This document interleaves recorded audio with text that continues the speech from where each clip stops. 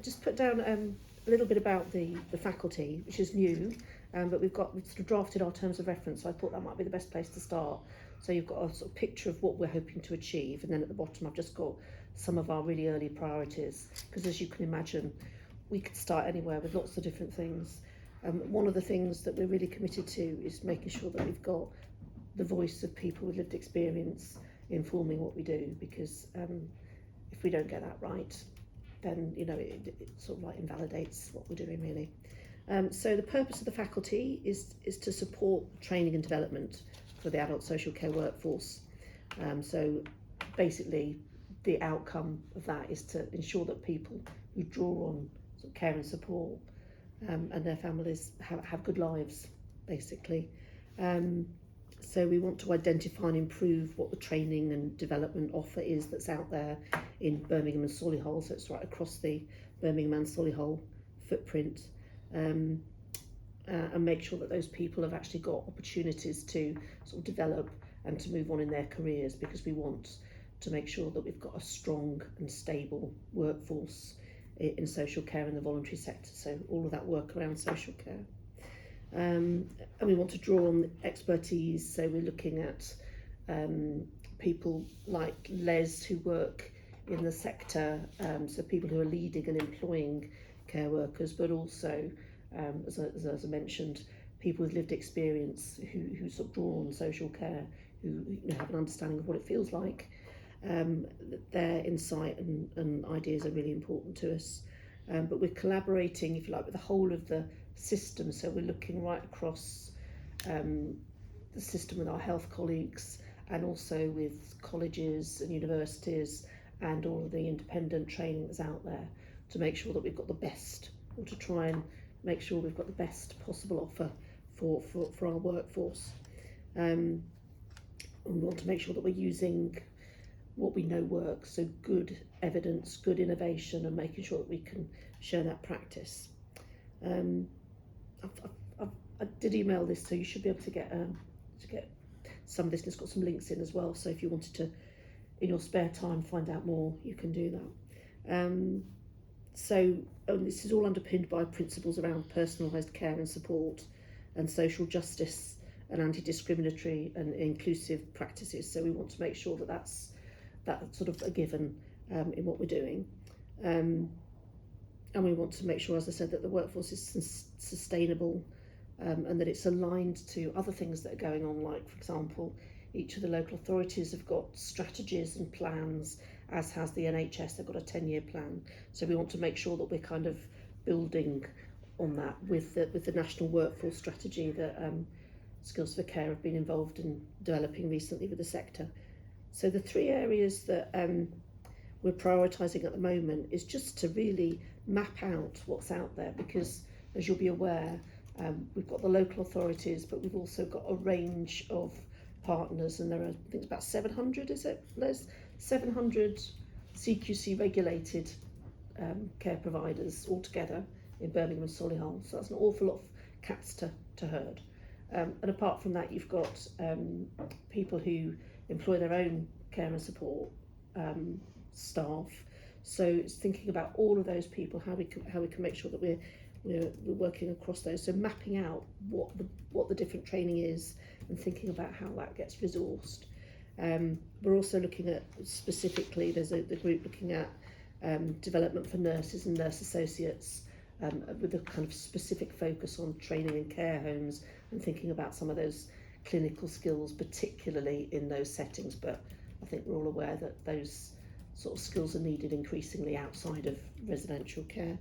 And also looking at training and development to help people with learning disability and autistic people with more complex needs and behaviours of concern, to either come home from a long stay placement in a hospital, or to stay in the community, so people who might be at risk of admission. So we want those are our three top things at the moment. That's what we're looking at. Mm-hmm. Is there anything else?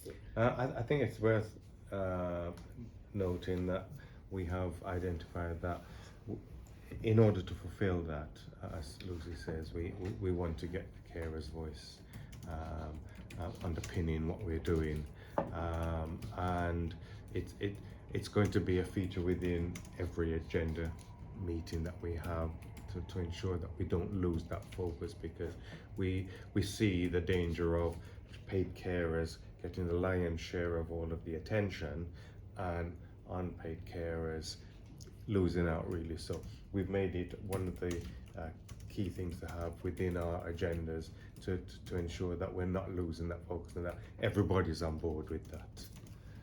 Yeah, that's a really good point, absolutely.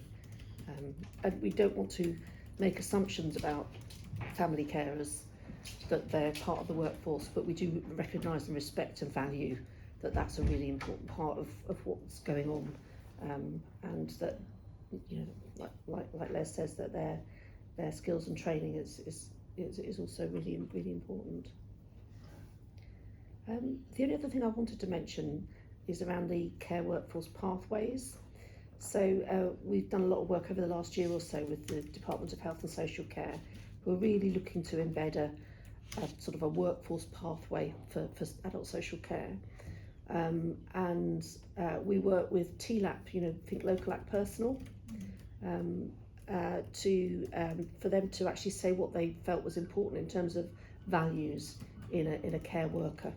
So I've shared this with you, but it's some of those key values, and it's kindness, compassion, honesty, trustworthiness, respect, courage, and being principled, seeing the person as a whole, and I guess that is like seeing the family as a whole, being flexible and open to learning, and being proud and positive. So those are the kind of, that's where we're sort of starting from really.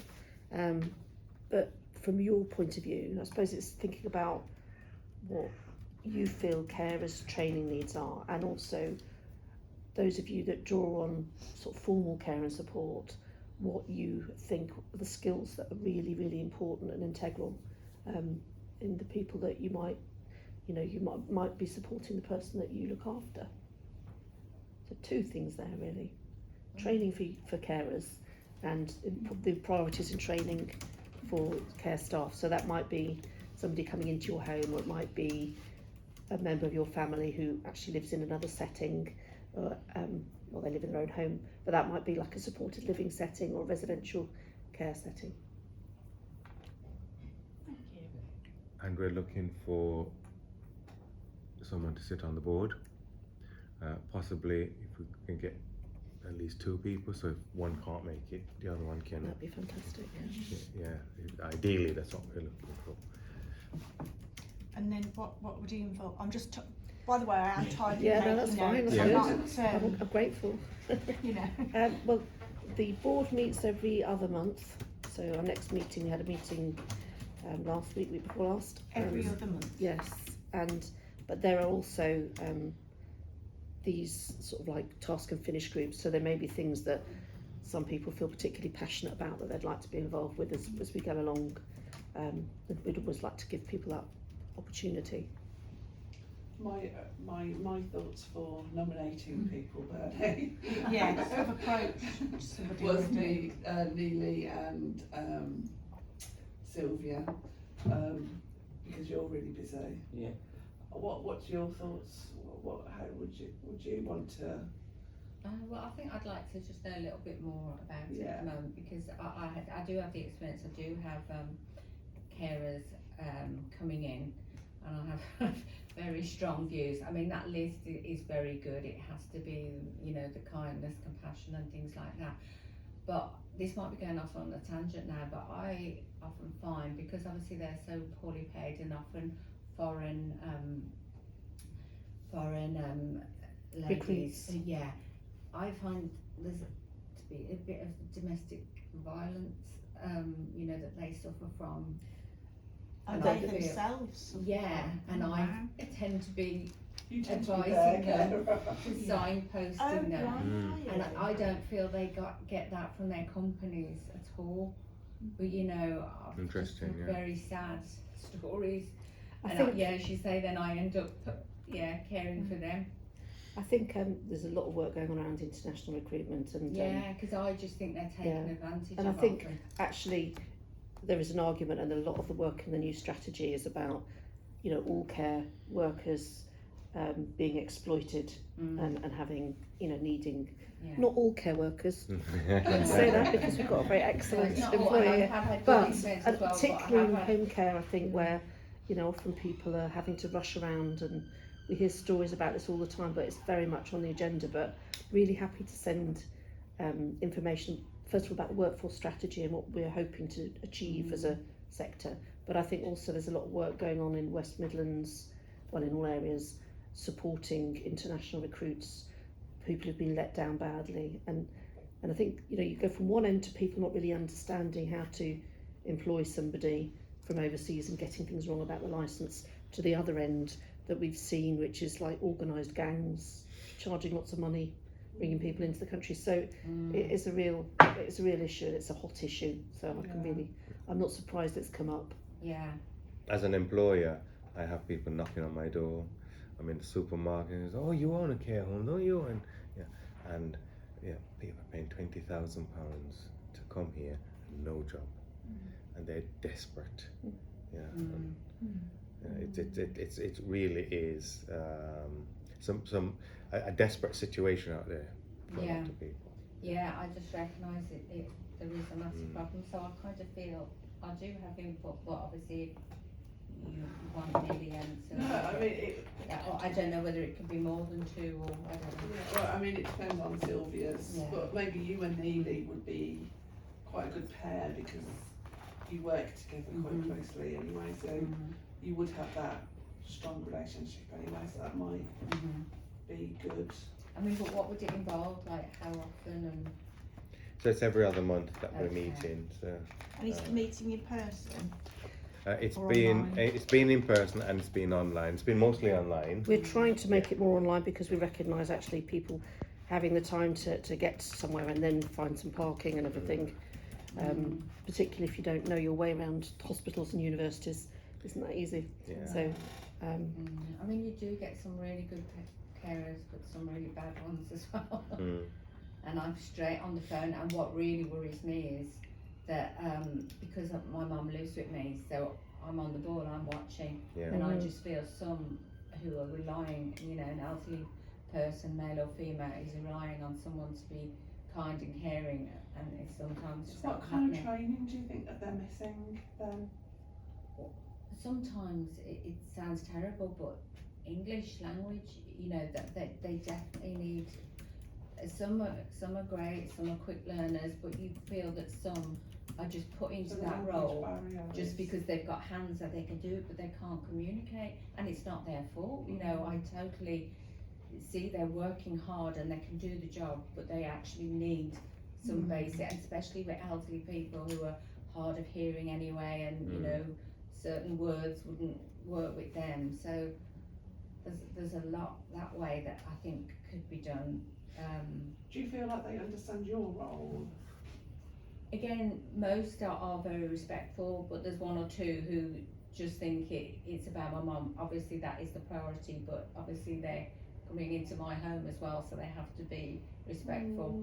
But you know, I'm if that's the case, I'm straight on the phone. I've only had 1 person like that who was just very disrespectful, and I was straight on the phone, and she never darkened the doors again because she was just very rude. And you know, can't be doing with that. And then I just don't trust somebody who's rude to me. I'm thinking, well, what are they doing when my mum's on their own with them? You know, I can't trust that. Yeah. So, but I just feel there's so many people who must be, you know, not getting, you know, The basically, basic level. yeah, of cleaning, because I've caught one who was up in the shower and just running the shower and not showering my mother, and I just happened to open the door because the shower was running, you know. So I mean, you're always going to get that type, yeah. And I said, what are you doing? So Yeah. for you, making sure that that basic level of training is delivered Yeah, is key before somebody even walks through your so it's about front door. values, isn't it? Yeah. About making sure that we're Yeah. recruiting the right people. yeah, Yeah. respectful. And trust as well, that you're Absolutely. trusting. I'm going to go and shower your mum, that they're actually going to do it. Yeah, yeah. But you know, she was a bad egg, and you know, there's always that is the minority thing. But you know, when you just have an inkling of, I don't trust this person, And then I just feel so sorry for the people who don't have that other person to think this isn't Yeah. right, you know. Neil, what was you going to say? I think, to be honest, it's more communication. Even if it's little, you know, they're hard of hearing, do a little bit of Makaton. Yeah. So they know what's happening, or get like a sign cards. Yeah. with them. But I've actually had one come to me because I do carer surgery in my local surgery where I use. And I was actually working in M&S the other day, and I was told that he was having home care people going in and just not communicating with either of them.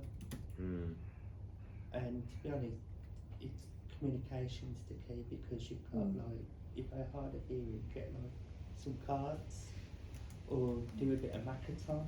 Yeah. Like go to the Deaf Cultural Centre and And do it it from was the there. basic things as well, that they just haven't changed their batteries, and for them to have the knowledge that, oh, they've got hearing aids, but maybe they've forgotten to change their batteries. It can be as simple as that, but the communication is completely Yeah. broken down when you can't hear.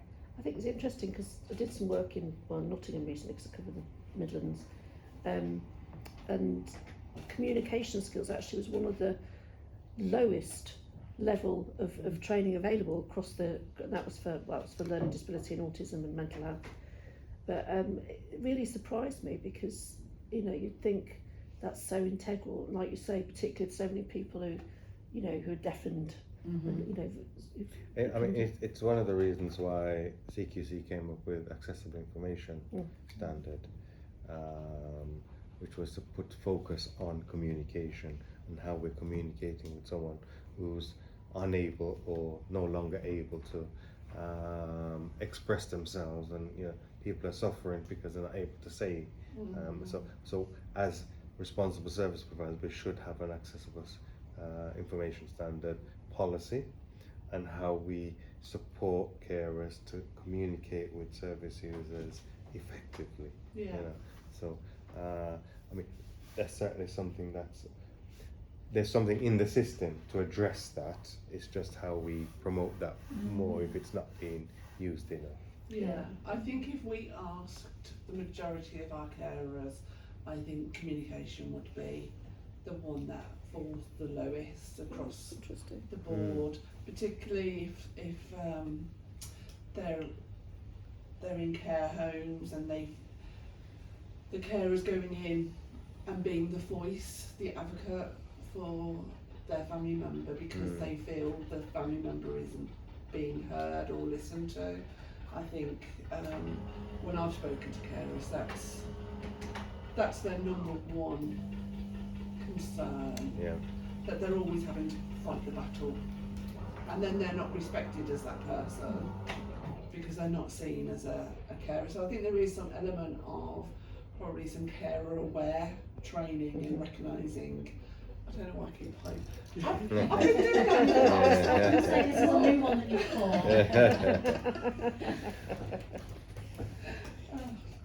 I'm sitting on that.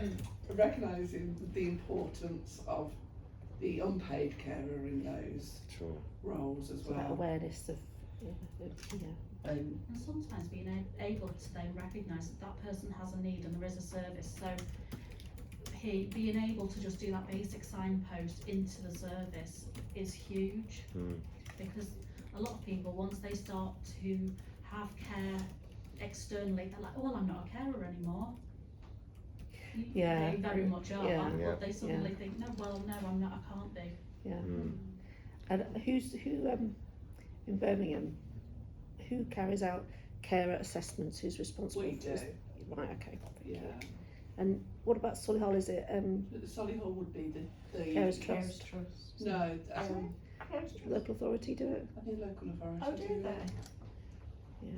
With regards to communication as well, like with your mum, I think it's important to kind of ask permission. Yeah. You know, Mrs. Healy or whatever. Yeah, her name most is. of them are very Um, decent like that, yeah. You know, is Yeah. it okay? Yeah. I'm going to bath you now. I'm going to shower you now. Mm. Just that as well. That little bit of respect. And the other thing as well is the time limits they're under, because they've got so many, like I'm thinking it sounds great with the safeguarding, with the signposting, but do they actually have time to do that? You know, they probably think, oh, she probably needs somebody, but it's whether, you know, they probably have to fill, they probably have to fill a few forms in order to do that. So, I was So in thinking terms of the more just, assessment, there's the leaflet, guys. but when you're giving that to an 80, 90 year old, you know, they're not gonna act on it, and they'd be hanging on the phone for a day. You know, that's the other thing, like with doctor surgeries now. You know, if I didn't have like my mum hasn't got a mobile phone, but she wouldn't be, you know, standing in the hallway holding onto a phone for 2 hours, which is what kind of happens. Whereas when you've got a mobile, you can just have it on and be doing other things. So I suppose I'm very much talking from an elderly point of view, because that's my perspective of how, obviously, that's who I've been caring for, my mum and dad. so breaking that down to what skills and training people need, they need to be able to think about how they're signposting effectively. So how they're working with either with a carer to think about, actually, you know, we can support you to, or we can make sure that the referral will mean that somebody will come to you, or whether it's through a care worker and actually making sure they go back to the office and put in a request to their team to say, we need to make a referral to the GP, to the local authority, whatever. So it's about that sort of skill of making sure that that signposting is effective. There's also something else. It's like when I'm at the house, my brother's got learning difficulties. He's also a carer, but he's got learning difficulties, and it's getting support in all areas when you look at the carers, because it's all right for us to go through it, but it's how the other person with learning difficulties understanding it. So I know for face value, because what my brother's doing with the Alzheimer's, and we was told there's carers who have got learning difficulties, and it's not Increasingly, easy accessible, because there's work but it's not easy read or things like that, and it's not like practical version for them to look at. So the reason why I'm hard I don't know, it's because I know my brother does really well, but there's no support. Everyone concentrates on the person who understands, but it's not how you don't know about the other person. So people are thinking about your brother as somebody with support needs or as a carer, but they're not putting the two things together and thinking, actually, and it'd be the same for somebody who couldn't see, you know, thinking about how you make sure that they've got the right information. So it's actually having that insight into thinking about recognising your brother's assets and strengths, but also, you know, what his needs are.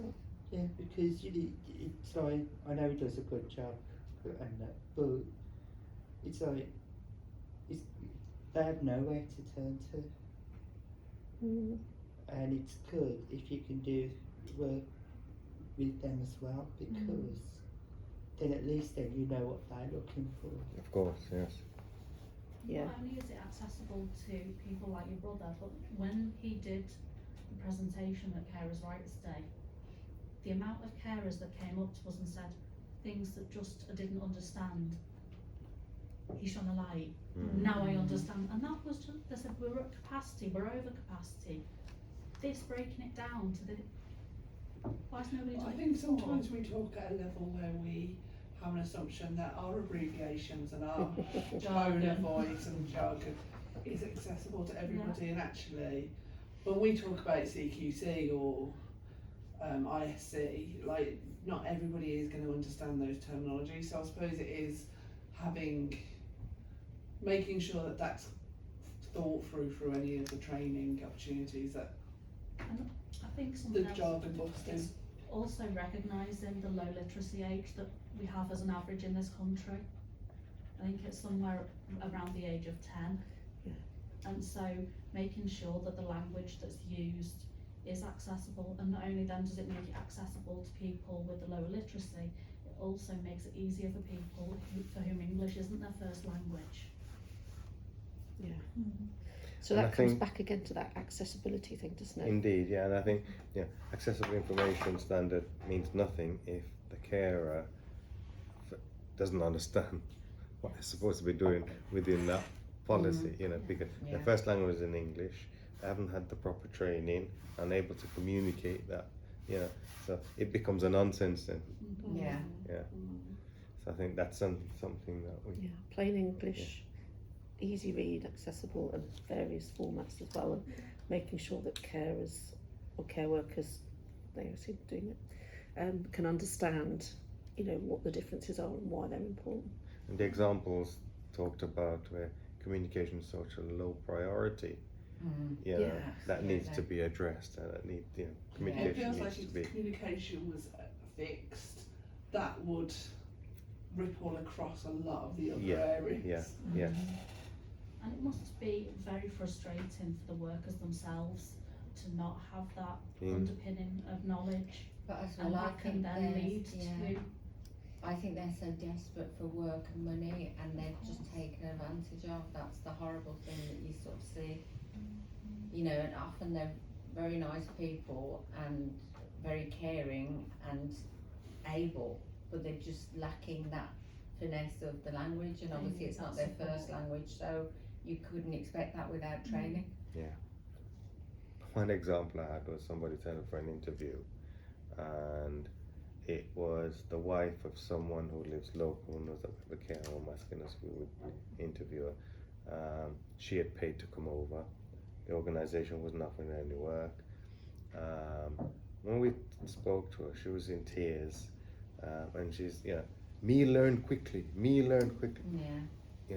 That was the level that we were dealing with. I said, I don't have the time to invest in you to bring you up to, I just don't have it. Yeah. But that's the level of communication that she had. Me learn quickly. And she's probably learned those 3 words. Heartbreaking, You know. really heartbreaking. Yeah. And But she we- literally was in tears. Yeah, Criminal, really. What? Yeah. yeah, it's exploitation all the way through from Yeah. Yeah. people selling land so that a member of their family can come to the UK, and then Yeah. and then they get here and it's yes, £16,000 Don't get a lot of thanks. this girl paid. Yeah. Yeah. 16,000 to the organisation. Oh my gosh. Yeah. But I've heard as much as 20,000. Yeah. One of my staff, her local church, the pastor's sponsoring people. She's not giving them any work. And that's the pastor. I'm thinking, what the hell's going on? oh my goodness Oh me. yeah, well there is definitely an underworld going on. Yeah, there, selling. it's shocking. I mean, I've raised it several times at high level meetings, for the hierarchy to take notice. But they are scrutinising a bit more, I think. And there is some Change funding slow coming through. sometimes, isn't it? But- Yeah, but I know people who've moved from Birmingham to the South Coast to get work, and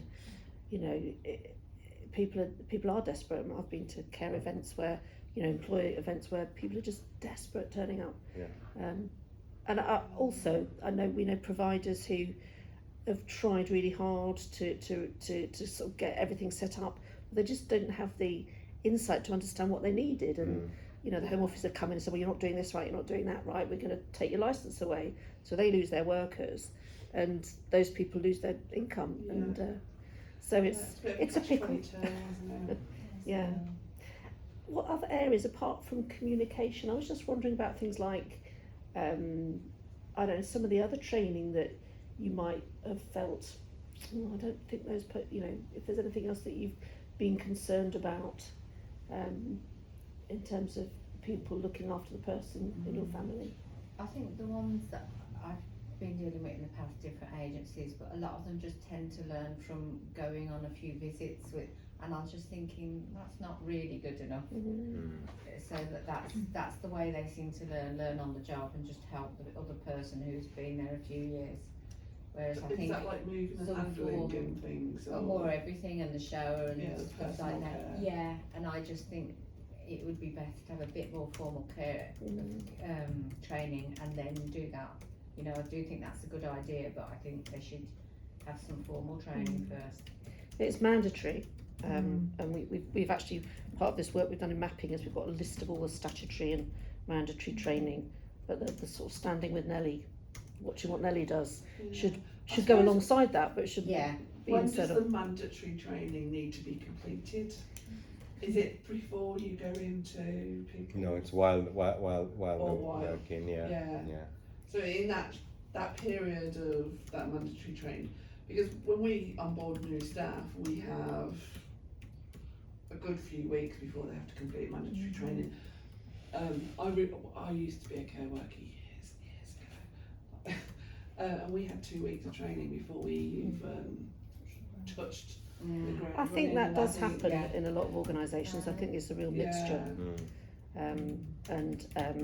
The one of the things that's actually come up in the last couple of weeks is what they call sort of recruitment tourism, where people are coming in, getting their training, and then saying, "I'm going now. I'm going to go and be a personal assistant or something." So they're getting their training for free, and then they're not staying, or they wait and they haven't got their DBS check, so that they don't stay. So it is. I mean, I do feel for employers, because I think sometimes it's there's a difficult, but balance. Yeah, I mean, I've lost 2 people to the NHS.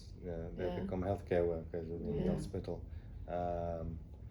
Once they've done their training, you can't. I mean, they were really good stuff as well, but I bet they're the good bad NHS guys. is more attractive. Training is Yeah. so expensive as well, isn't it? It becomes unaccessible for employers as well as employees. You always make them pay it back if they don't stay with you. Never get it back. The hassle to chase them is not worth it. But you're right. You can. In fact, we have it in the contract that they're saying that we will claim, but we actually never end up doing it. It's just they're just kind of Deterrent. let them think twice about doing it. If Maybe- the people are going to go, they're going to go on. Yeah. And what about feeding? No, that wasn't relevant for me, so no experience of that. Or medication, I do all those kind of things. I think feeding is really important when people are on special diets, people who have salt assessments and have difficulty swallowing. I think feeding is really important there. And the medication would be really important. Indeed, so yes, they know. yes. There is, it's just started now, it's just come in, the new care certificate for social care. It was delayed because of the election, but it's actually started now, isn't it? Okay. And there should be funding that people can claim back for that. But the new government, when it came in, they cut a lot of things, and they are saying they are going to match the funding for last year, but they haven't actually said how yet. So we're waiting to find out exactly what their plan is. But we trust their commitment, but we can't actually say to employers at the moment, you can get funding for the care certificate, which will be a level 2 qualification. We just know the new qualifications out there, and we're just hoping that employers will invest and look to claiming funding back at a future date. But that's the trouble with the sector, is all been a bit ad hoc like that. When you compare that to, like, in the NHS, your care certificate's mandatory, but we know that actually you could get your care certificate in the NHS, you could go into leisure service, and you probably wouldn't have a clue about a lot of things, and actually the skills in that service, and for people going into people's homes, good experienced care workers, they're doing all sorts of things. They're looking at whole life, not just about somebody's clinical support needs. So I'm always a bit passionate and partial, but I think we do need to think about how we're reflecting that and making sure that they do have all of those basic skills, and they're properly, the employers are properly compensated, and the staff have got the time to have that training, because and we know a lot of people leave, and if you ask some employers, they say, oh, that she just wasn't suited to the sector, but when you ask the individual, they'll say, well, she was asking me to do things that I wasn't trained to do. So you hear a lot of different stories from people, and it's difficult. It'd be nice to have something more formalised, at least for Birmingham and Solihull, have a good access to the right resources. So what sort of proportion of that course is theoretical and versus hands-on? It all has to be evidenced. It can't be signed off until it's evidenced. So There is a number of observations Okay. that goes alongside the theoretical work. Yeah, so the assessor usually comes in from external and provides that independent observation. I mean, we also support the individual with some of that as well, but it's finally signed off when it's externally observed. As an unpaid carer, what training would you want to have? What would be helpful for you in your role? Thinking about your dad as well, like going through some of the transitional stuff. What would be useful? I think it'd be good if you could work with charities as well, like Macmillan Mhm. and the So that end of Alzheimer's. life. Yeah. Yeah, and also touching on that word, I don't want to dig about that one yet, but it'd be good to know what is out there. Yeah. It'd be good to know what's out there.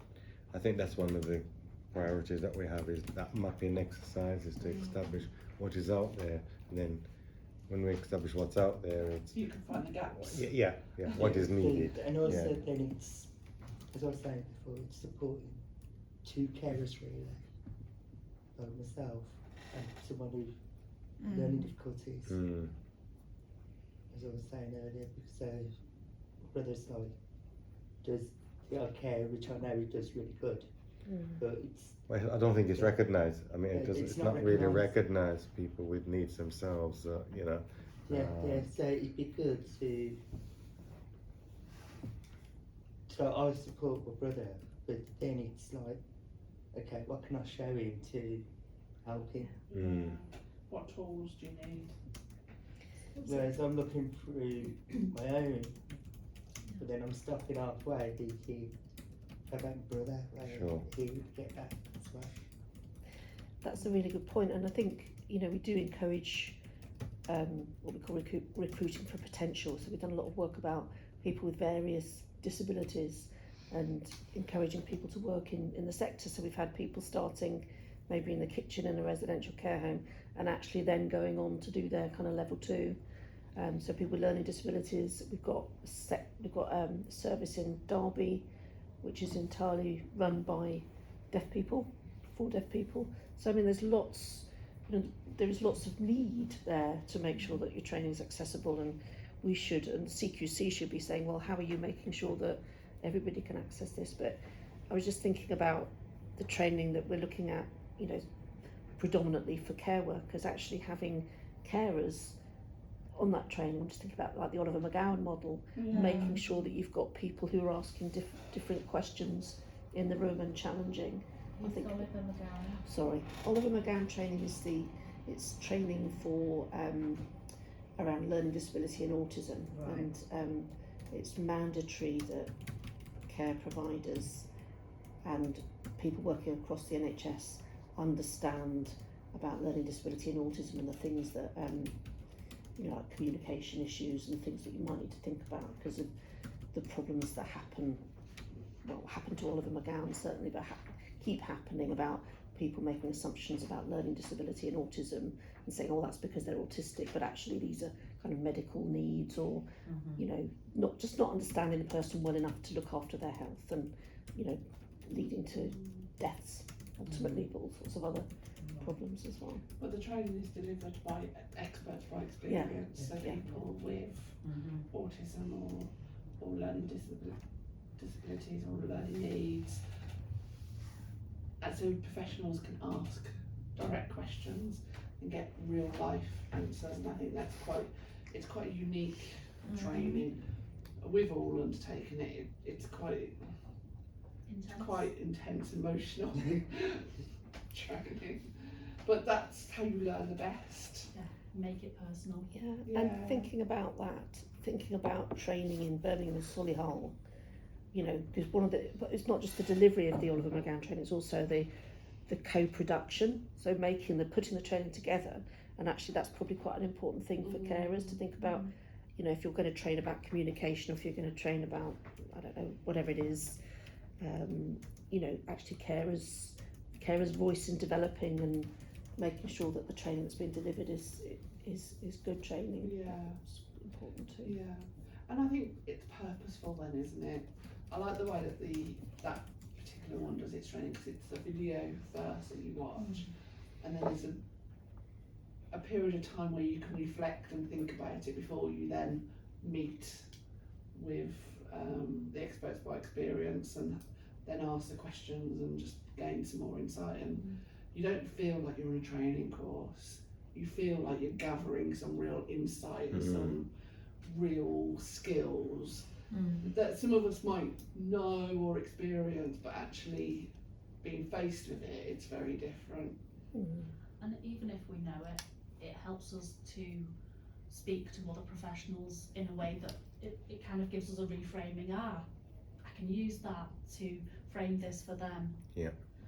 And they might not have access to the course for whatever reason. It might be one of our volunteers, it might be whoever. But being able to reframe that conversation in a meaningful way can sometimes be really empowering too. Mm. Yeah.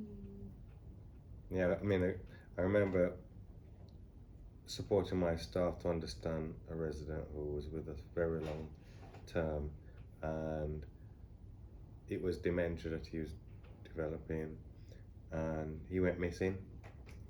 It was at the early stage of his confusion, and he used to go out, and so he went out and he got lost, and we had to go searching for him. And we found him in Aston, in Birmingham, not too far from us. And he, when I stopped the car and says, "Where you going?" You know, he was going somewhere in Jamaica. So as far as he's concerned, he's walking in Jamaica, although he's in Aston, Birmingham. Must have thought it was cold. and the staff couldn't comprehend Yeah. that, you know, and he's trying to understand his headspace and where he's at, you know, and training helped me to do that, and I was able to support the staff to do that, to get that understanding that yes, he's in Aston, Birmingham, but that's not registering to him. As far as he's concerned, he's going to, and I simply got him in the car and says, "I'll take you," you know. And he jumped in the car, we came home. And I think sometimes having that awareness of lots of different specialisms allows you to really cater in that moment for people. A lot of people would have been like completely freaked out and have tried to have got that person in the car instead of not playing along, but going along with it and just enticing him back.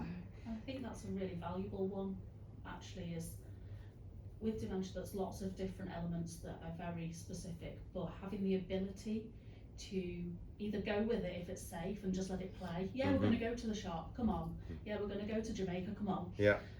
Or distracted with something, or using it as I've got, I don't know, somebody needs to wear adult sanitary wear, and they're like, oh no, and they go, oh, I need to, my friend's a new mum and she really, will you test a few out for me, because I can't, I'm wearing them, come on, I need your feedback so that she can, something like that, so that you can just kind of get in the side door without confrontation. They feel like they've got a choice in it, they don't feel forced. Yeah.